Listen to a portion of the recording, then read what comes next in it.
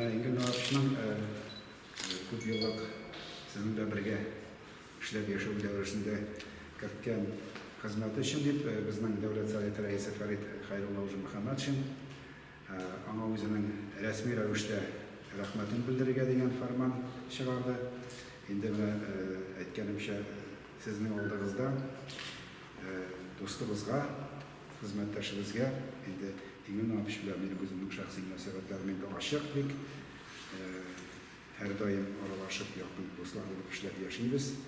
Engin Nurapış bizine şu resmi rahmet katım Devlet Sovyeti Reisi'nin tapşıran gelecekte de sen sağ olup, anışlarda yaşayıp, bereketli ilim durmuş bilen, Allah'a karab gelecekte de özünden büyük kuvvetlerini öğrenip, Respublikamızın Tatar muhitin seninle birgelep, sağlarına tırışıp işler yaşarga yazsınlar. Ekzer rahmet.